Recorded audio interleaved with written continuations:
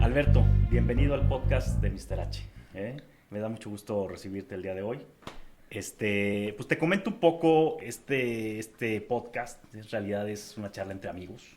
Es platicar sobre algunos temas de interés nacional, sobre todo en temas de energía, y sobre todo me da mucho gusto recibirte hoy y platicar porque estamos involucrados en un proyecto muy padre, muy interesante, que es el hidrógeno, ¿no?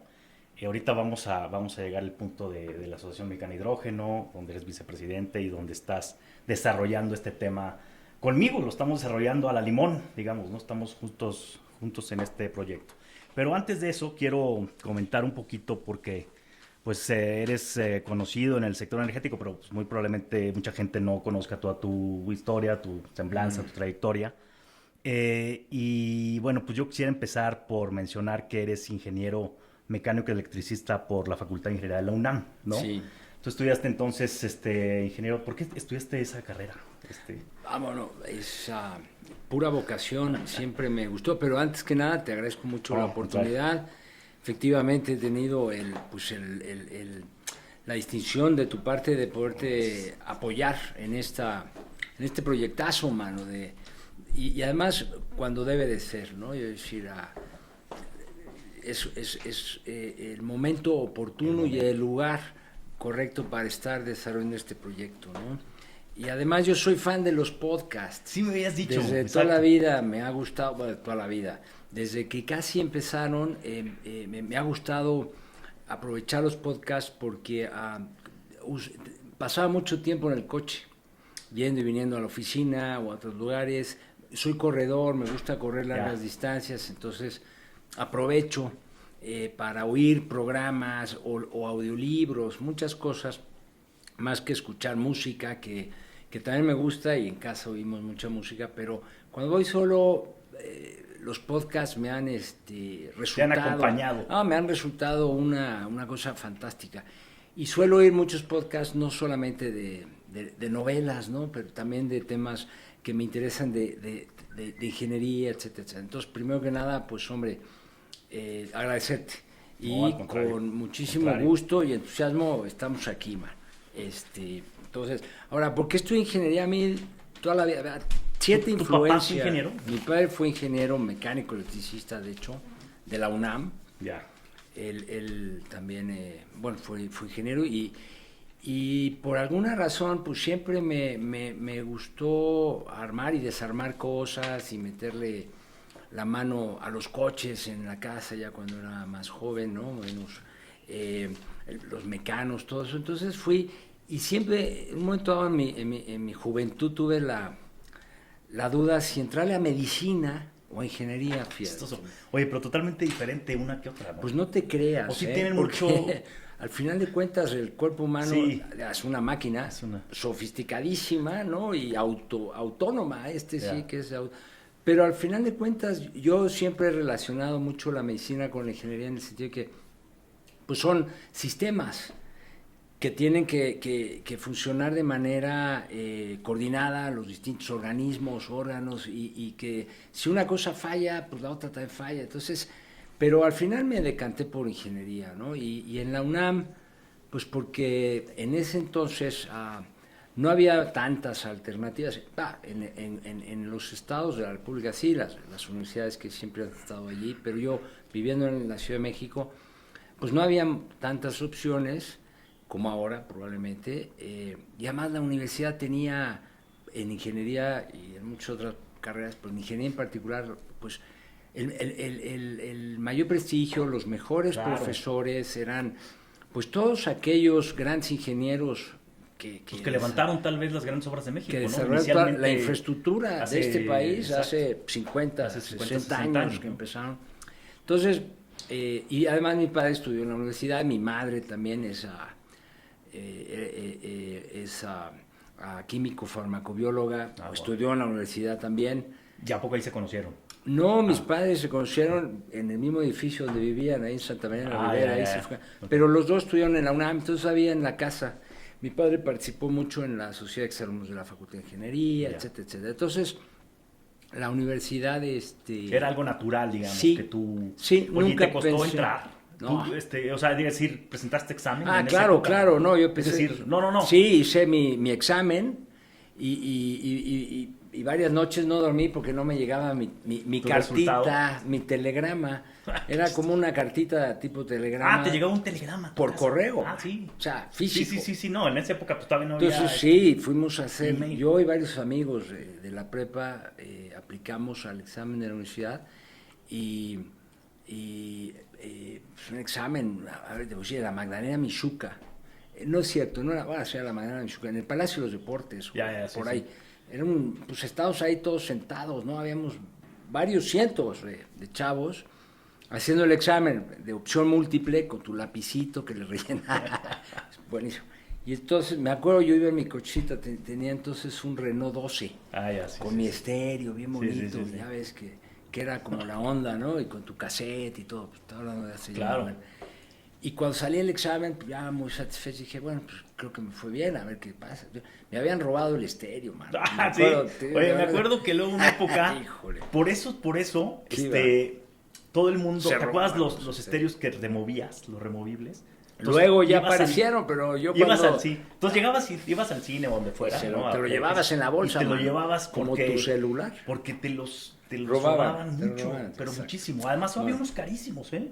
Yo me acuerdo Pioneer y Alpine, traías tu música. Traías pues estaban bien padres, la verdad. Y luego a veces también le invertías en sonido. A las bocinas. Y vibraba todo el coche. Luego ya todo como que venía de fábrica, ¿no? De serie. Ya después le empezaron a meter todo eso. Sí. Entonces el caso es, y no había forma de fallar, porque tu papá era ingeniero de la UNAM. Entonces, sí, bueno, digamos, es decir... mira, estaba la Iberoamericana ya, que también tenía la carrera de ingeniería muy pues, reconocida, prácticamente, y a lo mejor, no sé si entonces, te voy a ser honesto, existía ya el TEC. No lo sé, en la parte de ingeniería. De ingeniería, pues ellos empezaron, la verdad es que el TEC empezó como una escuela de técnica, de ingeniería, sí, pero no sé aquí... Después desarrollaron humanidades. Ok, pero no sé si entonces ya existía el TEC como... Pero bueno, no me acuerdo, el caso es que yo ni le pensé, man. Seguro no había un Campus México, seguro, no creo. Entonces yo entré a la UNAM, Ciudad Universitaria, porque además era la otra, te mandaban tu cartita. Oye, si aprobaste y te toca tal campus. Claro, lo trataban de hacer... según donde vivías, y como claro. A mí me tocaba más la zona, entonces sí, y estudié en la Facultad de Ingeniería, en el anexo primero y después ya en el edificio que está, pues, todavía sigue estando ahí, fantástico, y profesorazos. Oye, y una cosa, porque ahora recientemente la UNAM se ha puesto un poquito otra vez en el, digamos, en el análisis nacional, en el debate nacional acerca de pues el tema de la corriente de pensamiento, digamos, ¿no? ¿Qué tal, no? Bueno, ya lo sabemos. Sí. Pero, ¿a ti qué te tocó en ingeniería en esa época? O sea, ¿había algún tema...? Sí, había grupos, y había organizaciones internas ahí de estudiantes y me tocó, de hecho, un paro que duró probablemente 2 semestres. ¿Un año casi? Prácticamente un año, un par de semestres. Pero fíjate que lo que hicieron en la Facultad de Ingeniería cuando fue el paro fue pedir prestado a la escuela, una escuela, me acuerdo que la que nos prestaron fue el Sagrado Corazón, el que está ahí en Santa Teresa, una escuela que era de niñas, mujeres. Entonces pues, negoció la Facultad de Ingeniería o la universidad, probablemente haya sido, con distintas escuelas, y nos íbamos allá a tomar las clases y prácticamente no perdimos absolutamente nada a pesar del paro. Pero pues esa historia ha sido parte de la vida universitaria, por decirlo así, porque pues es la diversidad de pensamiento y de corrientes, pero en esencia lo que tiene la universidad desde mi punto de vista, que es universal, que eso es un gran valor, pero en esencia, y yo siempre he dicho decir,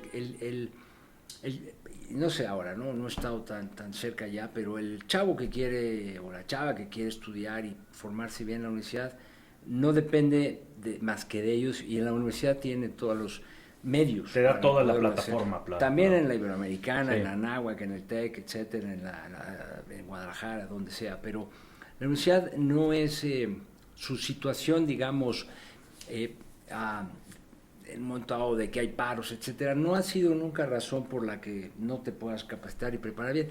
Y sí te ofrece muchas cosas que probablemente no encuentres en todos lados. Tienes toda la división de posgrado, todos los centros de investigación, las relaciones con universidades en todo el mundo, mano. Es una universidad. Bueno, yo creo que es de las más reconocidas en el mundo, ¿no? Creo que a nivel Latinoamérica es la más grande y la más reconocida, ¿no? Sí, y debe haber carreras que en otros sitios tengan más especialización, pero digamos que en términos generales la Universidad Nacional Autónoma de México es que todo lo que implica es brutal, no es nada más las facultades, la carrera, va mucho más allá. Yo creo que a nivel mundial de las que más pueden ofrecer en el tema universitario, ¿no? Y en el tema, por supuesto, de posgrados, etcétera, etcétera. Entonces, yo volvería a entrar a la universidad si tuviese que volver a estudiar, sin duda alguna, Oye, y mira, a mí me tocó trabajar en la SCT cuando llegué a México, que yo vivía en Monterrey, y creo que hay mucho vínculo entre la SCT y los ingenieros de la UNAM, ¿no? Creo que me da la impresión que muchos ingenieros, secretarios de comunicaciones y transportes, pues como que venían de la UNAM, ¿no? Es como ese vínculo. Sí, ¿no? Hubo varios. Sí, ¿no? Hubo varios. Justamente por toda la infraestructura que se construyó y era como una cantera, ¿no? Para la SCT, ¿no? Es decir, de la universidad salían los ingenieros civiles.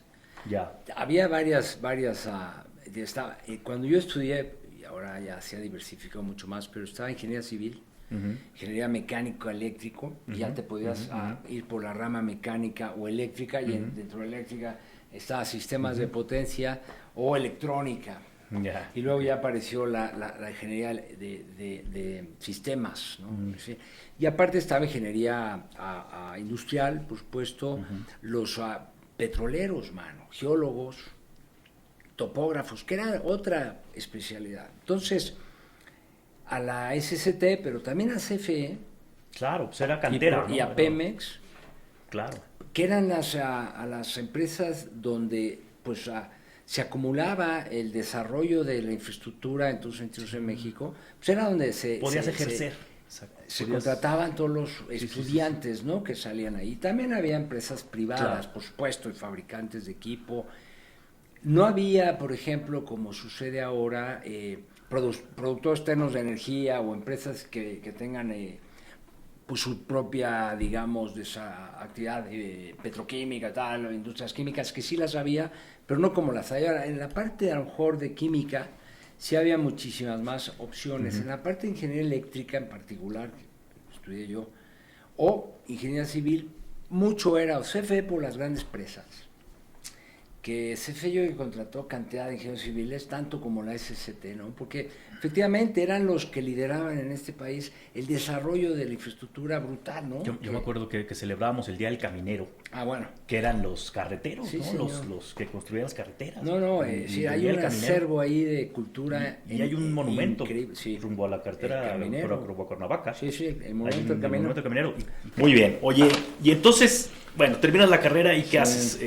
¿Buscas chamba? ¿Te pones a buscar? Sí. ¿O ya estabas trabajando? Yo ya empecé a trabajar desde antes. Empecé a trabajar, fíjate, mi padre trabajaba en ese entonces en Comisión Federal de Electricidad. Y salió en la... Bueno, tu papá fue director de ese. Llegó después pero en ese entonces todavía no. No, en ese entonces era pues no sé, gerente de operaciones, el subdirector de operaciones, el equivalente.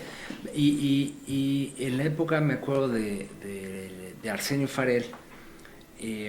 Tuvo ahí diferencias y decidió salirse mi padre ¿Que Arsenio era qué? ¿Secretario de qué? Arsenio Farel era el director de CFE. El director. Y venía a la Secretaría del Trabajo, después fue secretario del Trabajo. Esto fue antes de la presidencia de López Portillo, justamente, ¿no?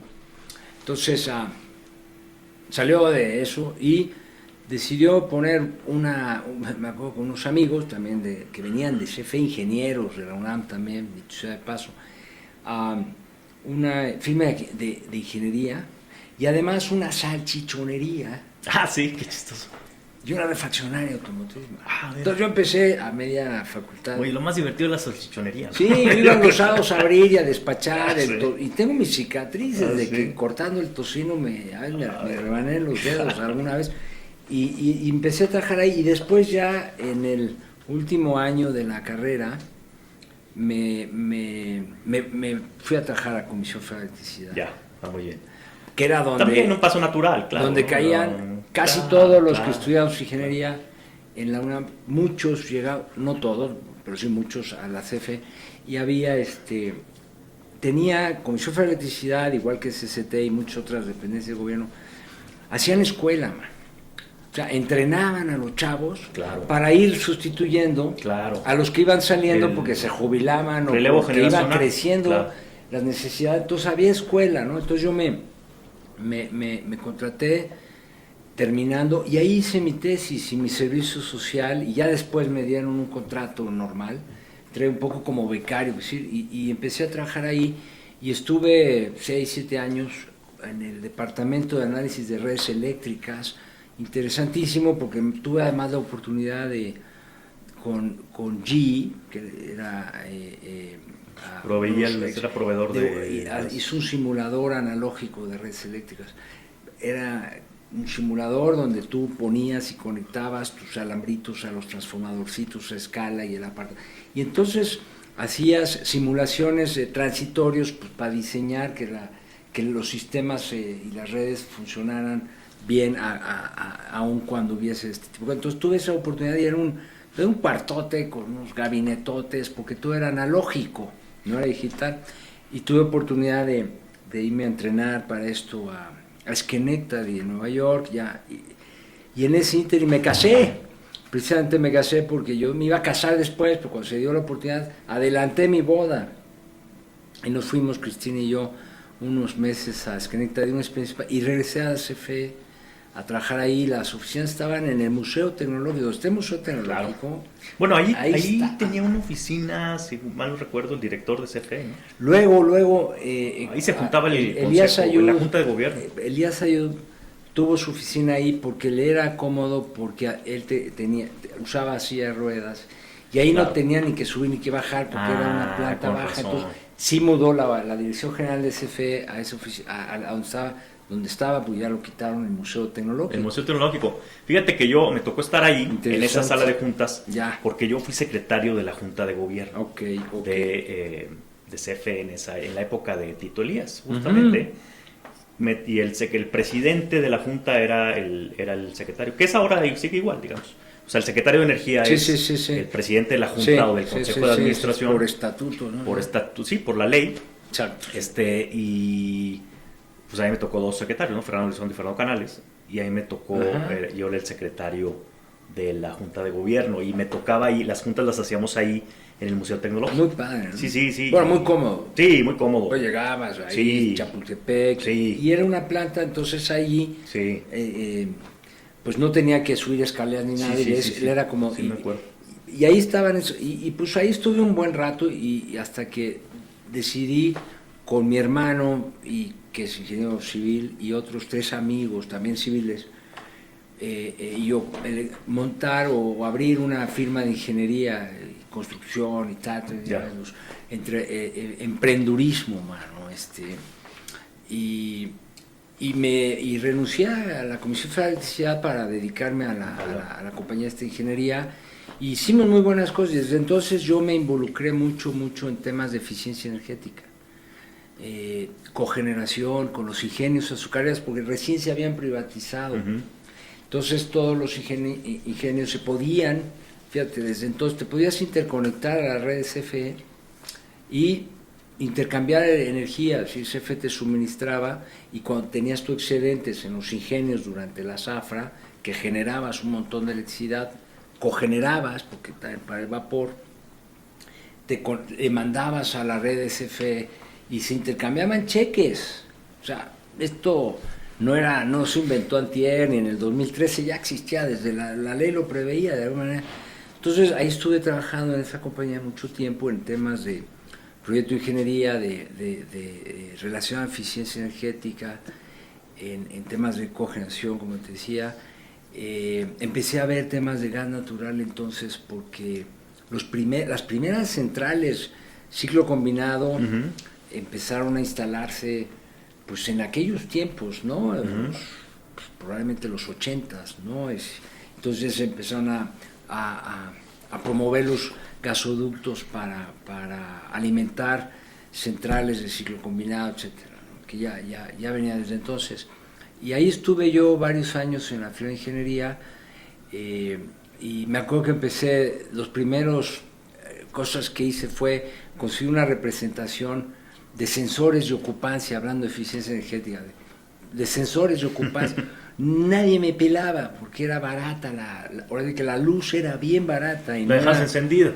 Sí, a nadie le interesaba no era ahorrar energía. Un costo tan alto como lo es probablemente ahora, o tan representativo, a excepción de ciertas industrias, la del aluminio, donde la electricidad sí es materia prima prácticamente, y algunas otras en donde ya desde entonces se empezaba por parte del sector industrial, sobre todo el grupo Alfa, me acuerdo, Peñoles, empezaban a ver de qué manera podían lograr, y con CFE hubo muchísimas pláticas, para que tuviesen una energía eléctrica más competitiva, para poder competir con el mercado internacional, que ya entonces, pues que si el GATT y luego el TLC. Entonces la electricidad ya empezó a ser, desde esos tiempos, un factor determinante de tu competitividad, y había muchos trabajos para ver qué hacía el sector, y CFE participaba ahí, la Secretaría de Energía, por supuesto, con los grupos de edad, con los usuarios principales de energía, para que el kilowatt hora fuese competitivo. Entonces, toda esa parte estuve involucrado yo en esta compañía en la que estaba yo de entrepreneur, man. Y muy interesante en esos tiempos, porque empezó a haber es decir, se empezó a gestar lo que luego se volvió una reforma energética, ¿no? Oye, y dime una cosa, pero en esa época pues, era otro México, ¿no? Es decir, yo creo que la capacidad de generación, pues, no digo, ¿cuánto? Pues no sé, yo creo que entonces o la demanda andaba sobre la demanda 30 gigawatts, a la mitad ahorita de lo son que como está 80, ahorita. Sí, ¿no? O sea, ahorita son 80, 70, ahí, 80. sí. Había fíjate nomás, o sea, era, digamos, era otra dimensión, ya estaba ¿no? interconectado el sistema, se empezaban a desarrollar muchos de los actuales ciclos combinados. Fue cuando entró todo el tema de los productores externos de energía, porque no había manera en que la Comisión Federal de Electricidad o el Estado pudiese financiar todas las necesidades, pero además son procesos industriales. Es como fabricar zapatos. Eso es un proceso industrial, o sea, el que tú produzcas o fabriques kilowatts hora o proceses a un barril de petróleo, volverlo cualquier cosa, no te quiten en absoluto, es decir, pues la soberanía sobre el recurso, porque pues, al final de cuentas tú eres el dueño, le permites o le contratas un tercero que haga un proceso industrial. No, pues es la minería, pues la minería nadie la discute. Sí, es un proceso de transformación, ¿no? Al final industrial, del día es industrial. Tal cual, sí, ¿no? Sí. Entonces, entraron los productores externos que obviamente que se interconectaron con la Comisión y los despachaba. Antes no había el SENACE, después se creó, pero era y el SENACE estaba integrado a CFE, pero como SENACE ya como un centro, ¿no?, de control de energía eléctrica, es decir, dentro de la estructura de CFE, pero era ya donde está ahorita en Don Manolito, pero ya era el SENACE, ¿no?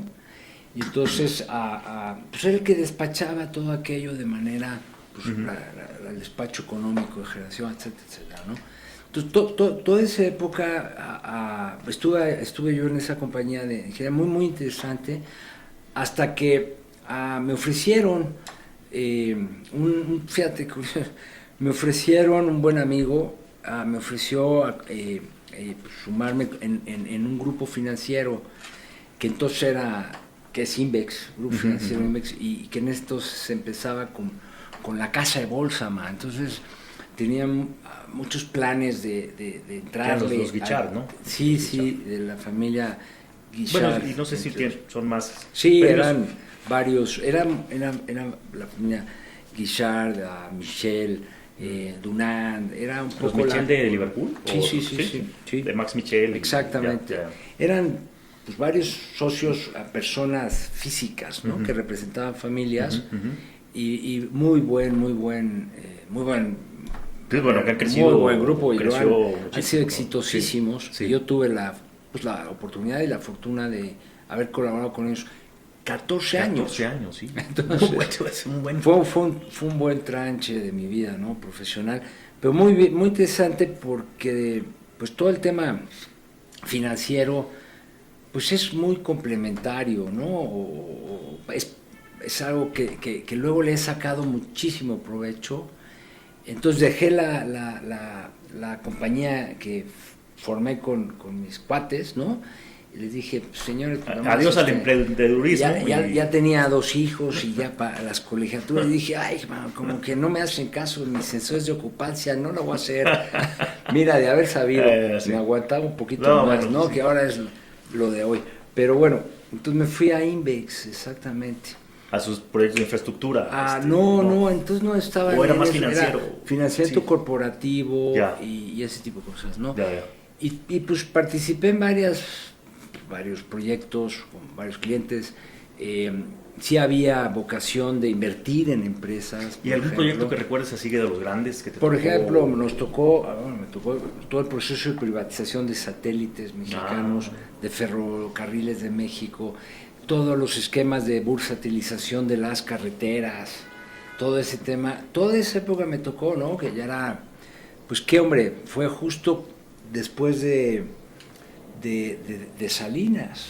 Yo entré Cedillo al final del sexenio de Salinas cuando el famoso error de diciembre. Entonces vino todo el rollo con Cedillo y todo el proceso de terminar la privatización de ferrocarriles, de satélites y de aeropuertos. Bueno, carreteras también un poco ahí, ¿no? Y hubo muchas carreteras que las carreteras no se privatizaron, ni mucho menos, sino que se concesionaron. Además se construyeron muchas carreteras con este esquema en donde, porque la tierra pues, no se la puedes vender. No, claro. Lo que pones es encima ahora sí que la carpeta asfáltica y los peajes, ¿no? Y el mantenimiento. Entonces es otra vez. Pues es un permiso, pues es un proceso, no perdiste la propiedad sobre la tierra. Que ahí y yo siempre, y tú eres ingeniero, ¿dónde dicen? En el bacheo está el ganeo. Yo me acuerdo que siempre, es que México, ¿estás de acuerdo que tiene, o sea, las carpetas asfálticas, las carreteras, las calles, están inundadas de baches, man. O sea, es como un tema de... Yo no sé qué pase, o sea, si les meten porque en otros países hay otro tipo de... Es concreto hidráulico, ¿no? En algunos, sí. Y dura más, entiendo, no tienes que estar bacheando. Entiendo que también tiene que ver con las lluvias y un tema, tal. Pero, ¿estás de acuerdo que hay un montón, o sea... Te voy a decir, te puedes volar una llanta, o sea, te puedes volar una llanta sin problema. Y la suspensión y todo. Totalmente. Y provocar accidentes. Parecen unos... Y provocas tráfico y provocas más consumo de gasolina. O sea, el mal mantenimiento de las carreteras o de las calles donde circulan coches, camiones, es causa de, además de accidentes, eso de un consumo... es un área de oportunidad para descarbonizar el planeta. Exacto. Porque le bajas las emisiones que ahorita vamos a llegar a ese punto, pero por quemar más gasolina. Y se ha hecho mucho. Pero tienes que invertir la fricción más y la frenada y el arranque y el en concreto hidráulico. No necesariamente. A ver, esto es un tema, es aritmética, por eso está perfectamente estudiado qué material para qué uso. Entonces, dependiendo de la intensidad del uso de la carretera, el peso del transporte que circule por ahí, etcétera, es lo que te da un desgaste. Ya, sí. Y entonces una evaluación costo-beneficio, es decir, me cuesta más cambiar la carpeta cada 2 años o me cuesta más meterle concreto hidráulico para que me dure 5 años porque me voy a ahorrar cambiarla, pero igual, o sea, es un tema de una decisión técnico-económica, pero vamos, 2 más 2 igual a 4, no tiene...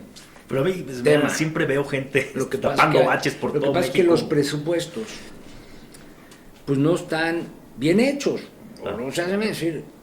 O las obras. También.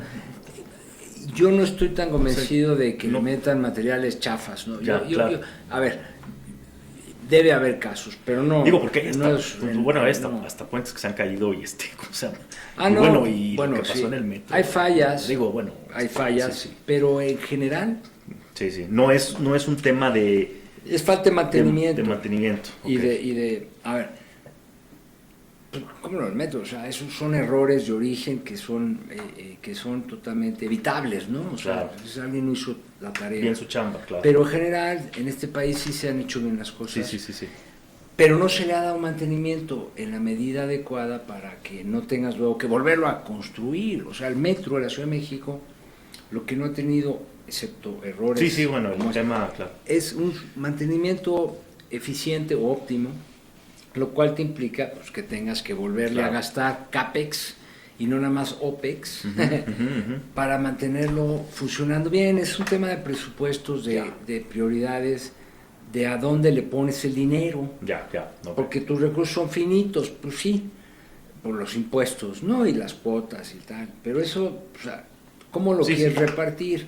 Entonces, si además no tienes, y entre los terrenos, es decir, suficiente recaudación, pues todavía más complicado, y cuando tienes prioridades que son a lo mejor campañas políticas, cosas de esas, pues entonces le quitas a lo que se nota menos hoy, pero que en una semana... Te va a ser una bomba de tiempo, claro, que eso te va a estallar. El mantenimiento, mucha gente lo considera un mal necesario y está mal, porque es algo que te puede evitar costos posteriormente si lo haces bien. Es como ir al dentista a tu chequeo, a tu limpieza, claro. Te quitas de broncas que te que hacer luego una Ahora, tu mantenimiento diario es lavarte los dientes diario. Bueno, ese es tu mantenimiento. Y que te cheque a lo mejor el dentista de vez en cuando para la limpieza, ¿no? Porque si no, te va a tener que ser una endodoncia y entonces ya todo lo que te ahorraste, entre comillas, te va a salir. Y puedes perder las piezas. y ya no lo recuperas. Entonces, yo creo que ese es el tema en las carreteras, de este tipo de infraestructura. Y nada más para cerrar el tema del CFE, porque me quedé un poco con la duda. Y entonces a tu papá, ¿quién lo nombra, ¿cómo se llama? Director. Fíjate. ¿Qué presidente? López Portillo. Mira. Porque López Portillo le tocó ser director de CFE antes de Farel, cuando mi padre estaba como gerente de operaciones, y le conoció muy bien en la chamba, ¿no? Después salió López Portillo, se fue de secretario de Gobernación, y entró en su lugar a CFE, a Arsenio Farel, que ahí sale mi padre de CFE, y luego gana la presidencia, o es presidente, candidato único, por cierto. Sí, bueno, en la época del López Portillo, claro. ¿No? Y entonces... Hegemónico, ¿no? Exacto. Y busca... Pero además coincidió, qué curioso. ¿Tú lo conociste a López Portillo? Sí. ¿Sí lo conociste? A ver, a lo mejor en 2 ocasiones estuve en un evento de haber estado ahí, estaba chavito yo, pero sí lo conocí. Gran personalidad. Sí, no, creo que sí tenía una... Bien. Sí. O sea, como... sin entrar a otros temas. Bueno, no hay hombre, no hay hombre tan malo que no tenga una virtud, ni hombre tan bueno que no tenga un defecto. Claro, entonces, pues ahí ya... Pero... Porque además, ahorita que está de moda el tema del neoliberalismo, sí, creo que él es la frontera entre el neoliberalismo y el no neoliberalismo, ¿no? Sí, o sea, es decir, él es siempre que el presidente siempre menciona desde Miguel de la Madrid para acá, pues del neoliberalismo. Miguel de la Madrid quedó después de López Portillo. De López Portillo, exacto. Entonces, el último presidente, digamos, no neoliberal de México, es López Portillo, ¿no? Sí, de acuerdo a la óptica presidencial actual. Totalmente. No, o sea, es totalmente de acuerdo, ¿no? Y López Portillo sí era político y era abogado además, ¿no? Pero curiosamente, cuando se da esa situación de la falta de agua en las presas y apagón, es que se empieza a invertir en incrementar la capacidad de generación precisamente para lograr, al final de cuentas, pues confiabilidad y seguridad de suministro. El tema de las hidroeléctricas, ¿no? Es que las hidroeléctricas, el agua depende de cosas que son de alguna manera ajenas a ti. O sea, si llueve o no llueve y si no llueve más de la cuenta, pues se secan y entonces no puedes tú depender necesariamente en México de hidroeléctricas, pues no son tantas. Como en otros países donde la hidroelectricidad es abundante, ¿no? Y sobrada, pero aquí no tanto, o sea, sí tenemos presas, pero no tantas como pudieses. México es un país de poca agua. Sin embargo, ¿no sientes que de repente como que el enfoque es mucho a hidroeléctricas? Pero es que es energía la estabilidad de limpia. Sí, claro, pero se menciona mucho, ¿no? Es que el respaldo y la estabilidad de las hidroeléctricas en el sistema eléctrico nacional, ¿no? Bueno, es lo que se menciona y tal, y efectivamente tienes razón. Luego, pues puede haber algún tema. Si tuvieras más... Sí es limpia, mas no renovable. A mí me da la impresión que a veces meten a las hidroeléctricas como renovables. Es energía limpia. Es energía limpia. Pues el agua es renovable o no. Pues es que el tema ahí, más bien como que el agua, es que el agua cuesta mucho tratarla. Exacto. Y el impacto es brutal. Una hidroeléctrica inundas. Sí, o sea... Es un impacto medioambiental. O sea, sí se considera limpia, más no renovable, según yo, ¿no? Es como un poco... El agua que ya usaste, pues ya la usaste, ¿no? Claro que vuelve a llover y es un ciclo virtuoso ahí, pum, pum, pum. Pero el agua de mar, porque es abundante, cuesta mucho dinero desalinarla o desalinizarla, etcétera. O sea, tiene un costo para considerarla, es decir, renovar. El sol, evidentemente, el aire, evidentemente, la geotermia no sé qué tanto tampoco. Geotermia se le considera también renovable. Exacto, pero allá abajo puede ser, sí. Porque no tengo tanto. Bueno. Pero es limpia. Es limpia. Como la nuclear. Sí, es limpia, como la nuclear, exacto. No es que la nuclear, y Francia tiene la mayor generación nuclear, de nuclear. Y bien y sin bronca. Y bien y sin bronca, nada más tú pues, te volteas y pregúntale a los rusos y a... Bueno, a ver, los japoneses, creo que se ha muerto, perdón por la palabra, pues hoy es Día de los Muertos, se ha muerto más gente en accidentes aéreos que en accidentes nucleares, mano. Lo que pasa es que el tamaño de historia es y la bomba nuclear. Y eso que las estadísticas dicen que además que se muere más gente por accidentes de vehículos, o sea, de coches, que aéreos, ¿no? Sí, claro. O sea, absolutamente. Totalmente, ¿no? Entonces, sin embargo, siempre que subes una mente de un pavor de... Cuando las estadísticas en realidad hablan de que tienes más posibilidades de morirte en tu coche, ¿no? O andando en bicicleta. Sí, señor. Que en un avión. Totalmente, wow. ¿No? Sin embargo, bueno, hay mucha, pues eso, ¿no? El accidente, son muy, ¿cómo te diría? Apantallantes, ¿no? Sí. Es decir, porque la bomba nuclear de Hiroshima y Nagasaki. O sea, hay un tema, pero yo... En mi opinión muy personal, off the record, como dicen, la única manera de... Oye, off the record, on the record. Sí, eso no existe. Con los periodistas no existe off the record. Eso nunca lo digas porque nunca va a ser off the record. Es por salud mental. Dicen que si quieres que algo sea off the record, no lo digas. O sea, no hay duda. O sea, bueno, pero no es off the record. Bueno, entonces, el sustituto de los combustibles fósiles es la energía nuclear. Es que no hay manera de que sea otra forma. Al final, vamos a llegar a una mezcla óptima de todo. Y cómo usar mejor todo para evitar que contamine, ¿no? Es cómo le doy un uso a lo que uso, la redundancia, para que no contamine.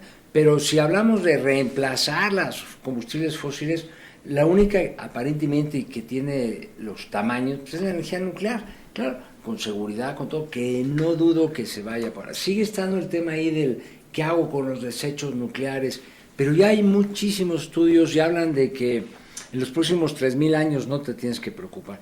Pero siempre hay alguien que dice, oye, ¿qué culpa tienen los que van a estar dentro de 3,000 años? No, pues sí tiene, a ver, vamos a regresar. Oye, pero el tema ahora con la COP26 y lo que está pasando en Glasgow, no nos da un horizonte tan largo. Pues ahorita vamos a entrar a ese punto porque está pasando ahora mismo, o sea, hoy, o estos días.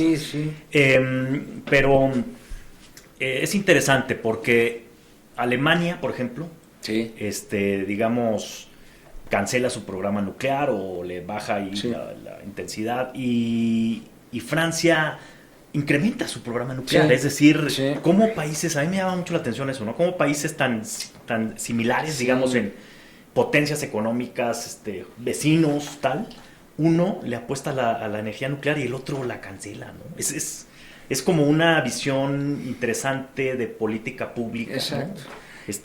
Pero, o sea, y ahí es donde dices qué ven unos y qué ven los otros, ¿no? O sea, es que mucho de la política pública responde a intereses del público, déjame decirlo así. O sea, tú dices como los toros toreas para la grada, sí, para el respetable. Toreas para el respetable.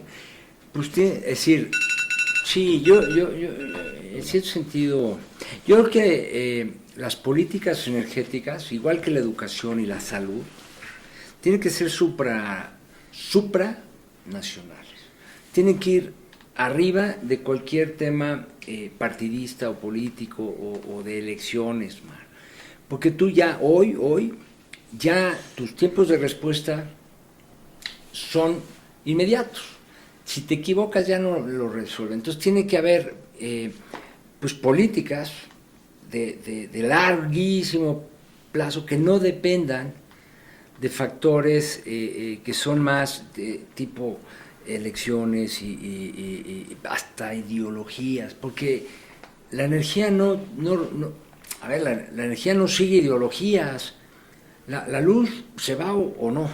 Necesitas electricidad para mover tu máquina y producir, y el tractor y recoger trigo. Es decir, no depende de si está el partido fulanito o menganito en turno. Claro. Lo mismo la salud, lo vimos con esto de la pandemia.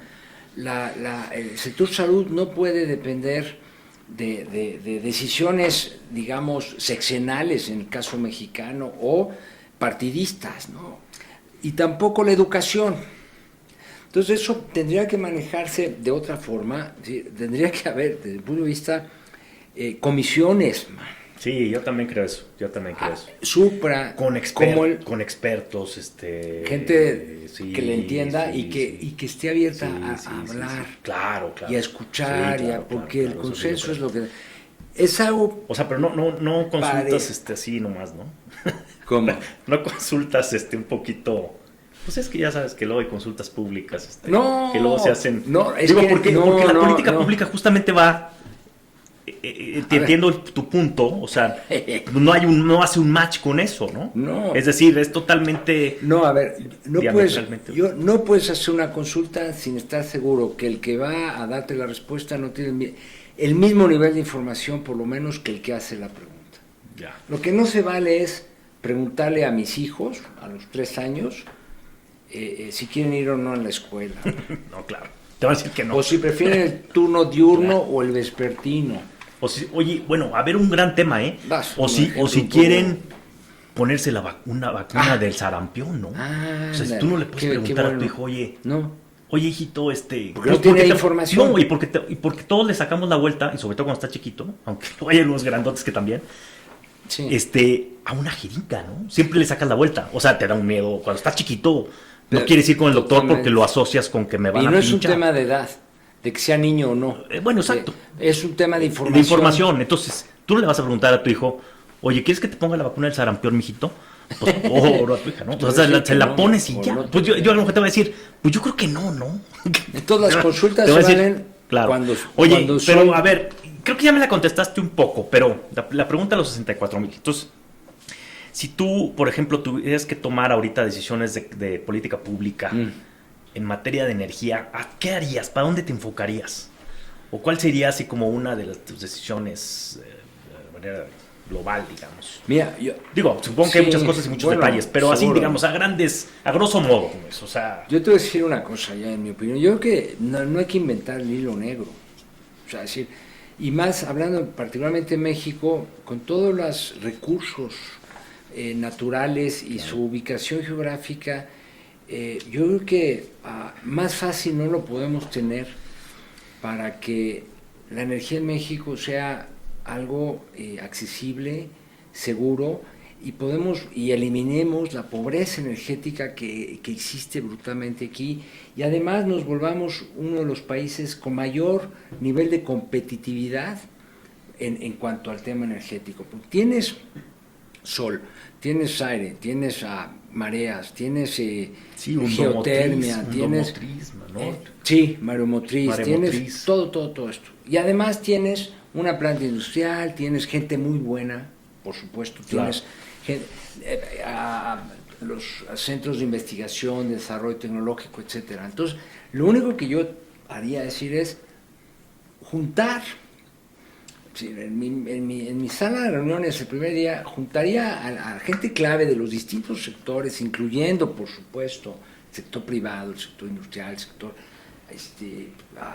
hasta Iberdrola, que es gente que le entiende, mano. Díganlo, sí, a ver, señores, vamos a armar una política energética para este país, con líneas de acción, por dónde vamos, y lograr ese consenso, y yo, como Secretaría de Energía, dedicarme a regular y a vigilar. Nada más. O sea, yo no tengo por qué ser el que haga que las cosas pasen. Pero sí tengo que ser el promotor y el regulador. Entonces, hasta menos chamba voy a tener. Me voy a poder ir de vacaciones más seguido. Si lo hago. Entonces, lo que yo no haría es pelearme con todo el mundo y aferrarme a que yo tengo que ser, ¿no?, el que fabrique porque es un proceso industrial, los kilowatts hora como de lugar. Y entonces agarro yo a decir, por ejemplo, a mí me parece que la refinería de Dos Bocas, hablando en concreto acaban de cerrar Petacalco. Sí, la carboeléctrica. Había dos carboeléctricas en Río Escondido, ¿no? Porque está la mina de carbón ahí, ¿no? Claro. Que, por cierto, el nombre oficial es José López Portillo, ¿no? Sí. Sí, la carboeléctrica allá en Río Escondido,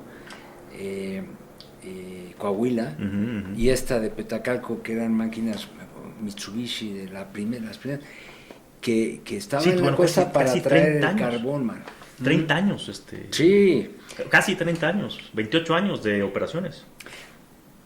Habría que ver por qué la reciclaron. Igual y es un reciclado normal, no sé, pero creo que la cerraron ya porque... obsolescencia o algo por el estilo. Creo que el combustóleo... Mira, no podía usar... Yo sí sabía que el carbón de Río Escondido tiene mucho azufre y no podía ser quemado, entonces importaban carbón de otro lado. Importaban carbón de mejor calidad, ¿no? Digamos, sí. Desde hace ya varios años estoy siguiendo yo esto y también lo que ha pasado aquí con el tema de sustentabilidad en el mundo, ¿no? A partir de lo del Acuerdo de París, etcétera, más o menos lo tenías. Y en ese sentido, pues el tema del hidrógeno, que se ha vuelto, yo digo, no sé si sea la tercera o la cuarta o la quinta revolución industrial. Es que el tema del hidrógeno es la siguiente revolución industrial. La economía del hidrógeno, ¿no? La economía del hidrógeno. Y por eso es que empecé a involucrarme cada vez más por estar particularmente en la empresa Enagas, donde colaboro desde hace ya 8 añitos, casi o 7 años, y de ahí empecé a abordar fino con esto. Enagas está desarrollando proyectos de hidrógeno en Europa, en España y en Europa, sí. Sí, ¿no? Sí. Asociado con otros y... Normalmente va con alguien más, está en el tema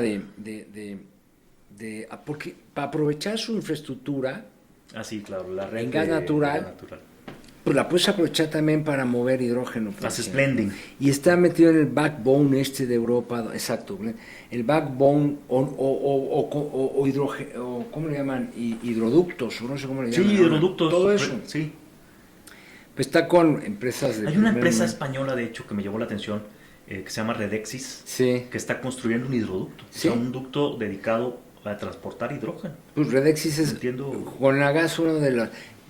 mucho más pequeño el volumen pero es también el transporte gas natural. Sí. Pero pues tiene mucha, obviamente, con las empresas españolas, Repsol, Naturgy, por decir algunas, y ¿verdad? Acciona. Sí. En el tema de pequeña escala, en la parte de hidrogeneras, en el backbone que está desarrollando en Europa. En Chile, por ejemplo, con Acciona están involucrados en la planta de regasificación, construcción de un electrolizador para exportar hidrógeno verde. En fin, en Agas es muy activo en el tema del hidrógeno. Y lo que quiero yo, o lo que estoy buscando es exactamente el que en México pueda tener una presencia interesante y sobre todo toda esa curva de aprendizaje por la que ya han pasado muchos de estos, pues la hagamos propia en México y podamos desarrollar una industria de origen eficiente para evitar errores que han cometido otros. Ahora sí que tomar lo bueno y ya no hacer un atajo. Hacer un atajo. Entonces, oye, de ahí me sale esto. ¿Y dónde crees que México puede desarrollar proyectos de hidrógeno así, digamos, como más cercanos o más asequibles, digamos, ¿no? Que por ejemplo, movilidad, ¿no? Sí, movilidad, sin duda alguna, sobre todo porque y a lo mejor es algo que ya se ha mencionado, pero el hidrógeno es hidrógeno, aunque sea gris, verde o azul, o turquesa o rosa. Entonces, ya hay hidrógeno en México. Pemex produce y genera hidrógeno gris, y luego tienes, es gris porque parte del gas natural y hace el reformado con vapor y produce el hidrógeno para sus procesos de tal.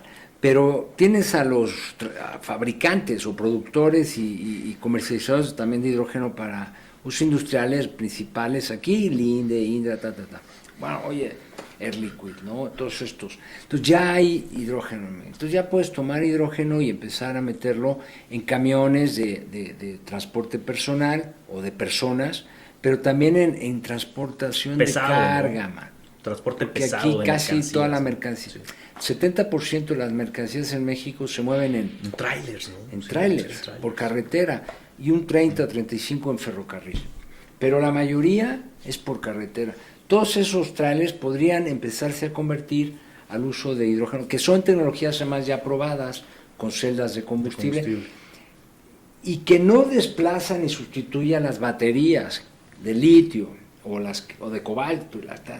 Esas tienen un campo de aplicación. Níquel, ya están viendo algo de níquel también. Tiene un campo de aplicación importante, a lo mejor más en la parte de automóviles familiares o pequeño recorrido, y el hidrógeno a través de las celdas pues para los largos recorridos. Entonces tienes todo eso, pero tienes energías, es decir, el hidrógeno gris, ahí está, disponible ya, o sea, ya se fue. Pero además ese hidrógeno gris lo podrías convertir fácilmente en verde si en lugar de sacarlo del gas natural, es decir, lo sacarás con energías renovables, ¿no? Es decir, hidroeléctricas o limpias, hidroeléctricas, sol, que hay en México un montón, con unos altísimos factores de planta que te dan costos que si no todavía son tan competitivos como el hidrógeno gris, ya casi, y en función de la economía de escala se van a ir abaratando. Entonces, yo creo que es un tema de, decisión, de voluntad, es decir, Pemex y CFE deberían, desde el punto de vista, deberían de tomar liderazgo en el desarrollo de esta industria, porque tienen todo para hacerlo. CFE tiene centrales de energías renovables, suyas, de él. Ni siquiera tienes que meter a nadie, él solito. Sí. Y además podría empezar a meter un poco blending en sus gasoductos. Y Pemex tiene el consumo más importante de hidrógeno de México. Entonces, ¿por qué no te pones de acuerdo tú y lo haces, ¿no? Entonces, y a partir de ahí se podría desarrollar, pues tendrías una oferta de hidrógeno suficiente para empezar a armar proyectos de movilidad eficientes o no tan costosos, pues en las grandes metrópolis, ¿no? Ir desarrollando esta industria. Claro, todo esto tiene que estar organizado con una pues estrategia nacional del hidrógeno que derive en estrategias locales, ¿no? O subnacionales. Hubs de hidrógeno regionales, ¿no? Exactamente, ¿no? Y que te acerques a los centros de consumo, etcétera, etcétera. Pero además otra cosa que tiene México es un montón de biogás disponible en los vertederos o en los rellenos sanitarios y en toda la cuestión de residuos que los puedes aprovechar para empezar a hacer metano que a su vez convierte luego en hidrógeno, pero ya sin tanta emisión de gases de efecto invernadero, ¿no? Claro. La otra posibilidad es también entrarle a recuperar carbono de las emisiones de los reformados del gas natural, y ese carbono lo puedes usar junto con hidrógeno para producir metanol y combustible. O sea, tiene muchísimas, y no todo es práctico, o no todo es necesario, pero sí que hay ya suficientes, digamos, una oferta suficiente de posibilidades como para que México tomara liderazgo en este tema. O sea, México podría ser uno de los grandes jugadores de hidrógeno a nivel mundial, ¿no? Yo creo que sí. Sí, ¿no? Por su potencial renovable, ¿no? Por su potencial renovable, porque tienes una planta industrial estable que demanda... sólida, y tienes gente muy buena aquí, y tienes consumidores que te pueden dar tu base. Y tienes frontera con Estados Unidos. Tienes un mercado de exportación. Tienes un allá, tratado. Y el Atlántico y el exacto. Y el Pacífico, y la demanda que va a haber de hidrógeno en Europa, no te la acabas. Claro. Entonces, podría México volverse el productor del hidrógeno que en buena medida vayan a consumir en Europa en los próximos años, porque Europa no tiene gas y tiene una dependencia brutal de la importación y de los rusos. Entonces, ahí sí lo del hidrógeno se ha acelerado tanto porque es debido a muerte. Ahí sí es debido, aquí no, porque aquí el gas es barato. Por ejemplo, una empresa que lo está haciendo fantástico, pero Cemex en Europa está muy metida en todo el tema. Ya está utilizando hidrógeno verde en sus plantas. Pero aquí no, porque trae el gas. Sí. Es barato, man. Claro. Entonces no te urge tanto como allá. Pero si te urge tanto allá, pues tú se los puedes vender desde acá, porque el transporte de... Bueno, Alemania le va a comprar hidrógeno verde a Chile. Sí. Y lo van a mandar desde Chile. Exacto. Colombia también está... Bueno, Colombia está también acelerando mucho sus esfuerzos. Exacto, producir hidrógeno verde para mandarlo a Asia, Europa y a Estados Unidos. Oye, nosotros que tenemos aquí de vecino Estados Unidos, pues deberíamos de... Yo no creo que tarde mucho en que empiece a haber proyectos puntuales, pero qué diferente sería si la Secretaría de Energía levantara la mano y dijera: a ver, señores, economía, hacienda, siéntense, expertos, tienes institutos como el INEL y los que ya están ahorita, las empresas que ya están en esto, a ver, sentémonos, ¿qué hacemos? Y armamos una estrategia para desarrollar la industria, porque además vas a generar empleos a lo bestia. Inversiones y empleos. Sí. Oye, y ahora además creo que con lo que está pasando en Glasgow, creo que va a llegar un momento en el que no va a ser voluntario, sino va a ser casi obligatorio, ¿no? Es como... Vea, están los bonos, los costos de lo que tú has dicho varias veces, te he oído, del costo de la prima del carbón. La prima verde. La prima verde. Pero el mercado... Bill Gates, pero el mercado te va a penalizar. Sí, te va a penalizar. El mercado te va a penalizar. Van a poner aranceles también los gobiernos. Sí, ya no te van a comprar tus mercancías si no cumples con esto y aquello y lo demás allá. O sea, el propio mercado te va a penalizar. Entonces, ahora, el gobierno se cuece aparte. Pero yo también lo que pienso es que en todo esto no pierdes protagonismo, tus empresas públicas como CFE y Pemex no pierden protagonismo, al contrario, digamos, expiarían todos sus pecados, en pocas palabras, entrándole esto, porque no les quitas nada. Y lo único que nunca le ha faltado a México es dinero. A lo mejor les ha faltado... A lo mejor les han faltado otras cosas, pero nunca les ha faltado dinero a este país, nunca nos ha faltado dinero. Me ponen en un mensaje que ya nos faltan 5 minutos, pero me lo pueden decir como que aquí no pasa nada. Sí, no, porque ya vamos, oye, qué interesante, la verdad es que se nos ha ido muy rápida esta hora. Siempre nos gustaría tener más tiempo, pero para cerrar un poco, Alberto, y sé que también tienes otras cosas que hacer, obviamente. Entonces, México no puede perder la oportunidad del hidrógeno. No. A ver, es que depende de México el no perderla. O sea, aquí es lo bueno o lo malo. Es decir, dependemos de nosotros mismos, ¿no? Es decir, y entonces, si la perdemos porque nosotros la perdimos, porque quisimos perderla, no por o si entramos tarde, ¿no? También es una oportunidad perdida, de alguna manera. De alguna forma, sí, pero ahorita justamente el gran momento es que te puedes poner al tiro muy rápido, porque toda esa curva de aprendizaje ya te la ahorraste. Sí. Entonces te pones up to date Sí. en un instante. Yo sí siento que a ver, la respuesta muchas veces de las autoridades federales, la respuesta inmediata no es la que esperarías, pero yo creo que ahí van dando. Sí, ahí va avanzando. Hay gente que está muy viendo esto en serio.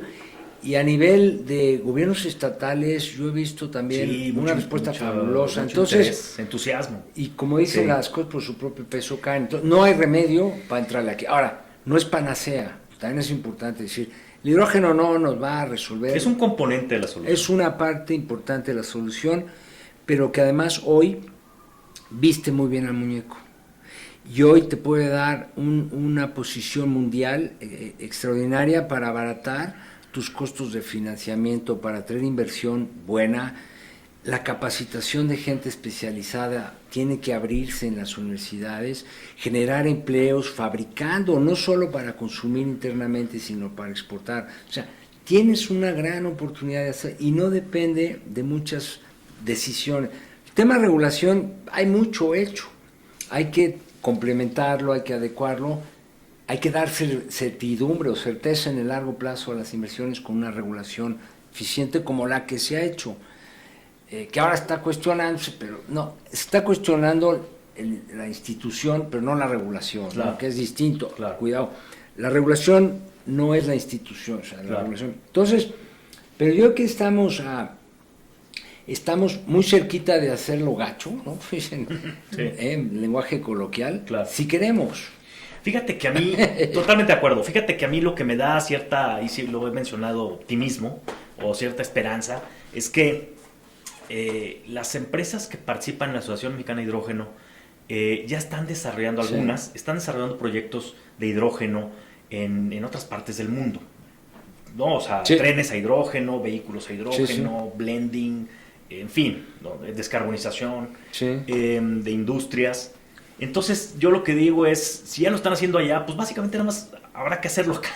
Claro, todo tiene un costo y hay transferencia y hay un montón de cosas, pero ya lo están haciendo. Si alguien me dijera, es que es un sueño el tren a hidrógeno, no, ya existen trenes que funcionan a hidrógeno y autobuses que funcionan a hidrógeno, ¿no? Totalmente. Y hay producción de hidrógeno verde. Entonces, lo único es que hay que hacerlo aquí, ¿no? No tenemos que inventar nada. Exacto. Eso facilita muchas cosas. ¿Cuándo tienes tu próxima carrera? Mira, qué curioso. Pues ahora con la pandemia ha pasado mucho tiempo sin hacer, pero quiero ir ¿Vas a un maratón? Al de la Ciudad de México, que es a finales de noviembre, siempre. ¿Y si lo van a hacer? ¿Sí se va a hacer? Sí, quiero estar ahí, no para correrlo porque no estoy entrenado, pero quiero estar ahí en la fiesta soy muy fan del maratón de la Ciudad de México y ahí voy a estar. A correr, aunque sea unos cuantos kilómetros. Hay un autor que lo comentamos el otro día, de Haruki Murakami, que escribió un libro que se llama ¿De qué hablo cuando hablo de correr? Sí, señor. Pero él corre ultramaratón. Sí, no, él corre, creo que en alguna parte relata que, creo que se les caen las uñas, ¿no? Sí, bueno. Ya después del kilómetro... Creo que son 100 millas, ¿no? Arriba de 50 kilómetros. Son 100 kilómetros. Ya es ultramaratón. Es un ultramaratón. Es una barbaridad. Es una barbaridad, porque el maratón son 42 kilómetros. Sí, 42 kilómetros. Con 200 y poquitos. Esos 200 metros cuentan. Exacto. Y Haruki se avienta, fíjate lo interesante, se avienta el maratón, pero en sentido inverso. Es decir, Entiendo que el maratón, que es en Grecia, de Atenas. Lo platica en su libro, Atenas, ¿verdad? Sí, lo corren creo que de... Sí, cómo no. Bueno, no recuerdo si es de Atenas a Maratón, pero él se lo avienta solo, un día al revés. Pero un día él solo, ¿eh? O sea, no es sin ninguna carrera. Fíjate nada más que Bueno, cuando entrenas para correr un maratón, sales a correr y puedes correr 35 kilómetros como parte de tu entrenamiento, ¿no? Si el tema de correr un maratón no es correr el maratón, es entrenar para llegar ese día, eso es lo que es.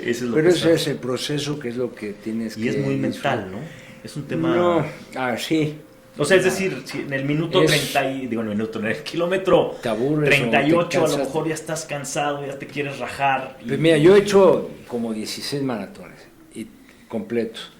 Y te voy a decir que sí es mental, un poco, pero nada, que si no entrenas bien, aunque tengas la mente, claro, hay quien la tendrá, pero no, tienes que es entrenamiento, pum. Y además un poquito de ganas de acabar, pero es entrenar. Es preparación. Es preparación y es un tema como todo. Si te preparas, lo haces. Oye, ahora que vas a ganar las Olimpiadas, es otra cosa. Creo que hay también, como por ejemplo, a mí me gusta mucho el tenis, y en el tenis hay un factor mental bien importante. Sí, ¿no? Bueno. De ir por ejemplo, tenistas que van 2 sets abajo y ganan el partido. Y remontan. Y Totalmente. ganan 3 sets seguidos, ¿no? También. Pero ese también es una parte... Hay parte mental, pero si no estás bien entrenado... No hay forma, por más que quieras. Oye, por más voluntad que quieras, ¿no? No, y la mente te sirve para justamente disciplinarte y entrenar bien, ¿no? Ahí sí tienes un tema de fuerza de voluntad un poco... Pero bueno, cada quien es... Oye, Alberto Escofet, muchas gracias por estar hoy aquí en el podcast de Mr. H. Un placer platicar. Oye, ¿por qué lo de Mr. H? Pues Mr. H, por Mr. Hurtado y Mr. Hidrógeno. Okay. Ya, yo decía, pues algo mira, tiene que ver con Hurtado o con Hidrógeno, pero bueno, por los dos lados. Los productores recomendaron y exacto, y entonces... Qué bueno, ¿eh? Pues yo les hago caso. Ya, ¿sabes? Bien hecho. Pero hay que hacerle caso a los expertos. Pero muchas gracias por estar aquí. Creo que siempre queda en el tintero. Luego habremos de hacer algún otro episodio para continuar esta charla entre amigos. Me late. Te lo agradezco mucho, Israel. Un placer. Al contrario. Bueno. Gracias.